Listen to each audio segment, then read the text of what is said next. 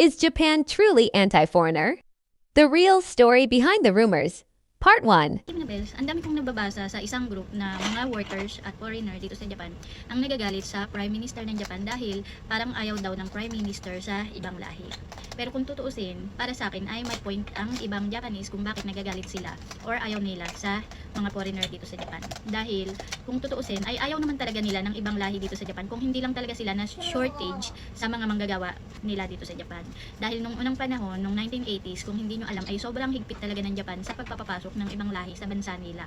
At meron silang tinatawag na closed door policy. Yun yung hindi sila nagpapapasok ng ibang lahi galing sa ibang bansa na pumunta dito sa Japan. Hindi sila naghihikayat or nagbibigay ng visa sa ibang lahi para makapasok dito sa bansa nila.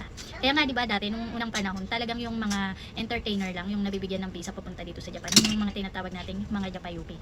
Dahil bukod doon ay hindi talaga sila nagbibigay ng visa. Napakahirap makakuha ng visa para sa mga manual labor na galing sa ibang bansa para pumunta dito sa Japan.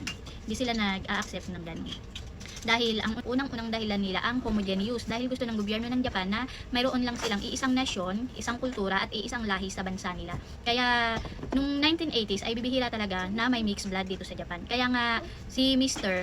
marami sa kanyang nagtatanong na, "Uy, ano ka ba? Foreigner ka? Bakit ang galing-galing mo naman mag-Japanese?" Nagtataka sila kasi akala nila foreigner si Mr. dahil hindi nga daw mukhang Japanese, hindi daw mukhang pure Japanese.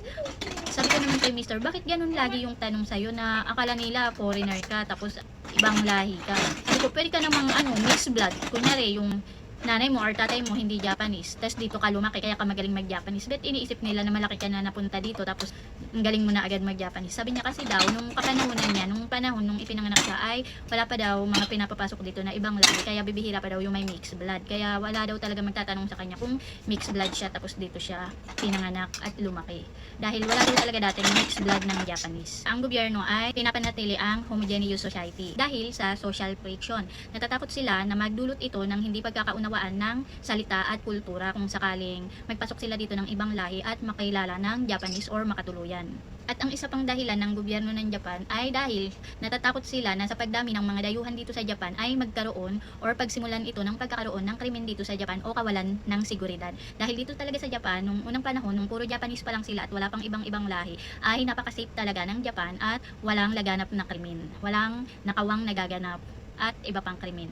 Saka bago matapos ang 1980s, nung patapos pa lang ng 1980s ay hindi pa talaga sila masyadong nagpapasok ng ibang lahi dito para magtrabaho dahil napupunan pa ng sarili nilang populasyon yung mga trabaho dito. Dahil kulang man sila ng mga empleyado ay nakakakuha naman sila ng mga galing probinsya na lumuluwas sa syudad para magtrabaho. Tulad ng mga babae at yung mga matatanda sa probinsya, lumuluwas sila sa syudad para magtrabaho. At dahil doon napupunan pa nila yung mga pagkukulang nila sa empleyado. Kaya hindi pa sila noon kumukuha ng mga magtatrabaho sa Japan galing ibang bansa.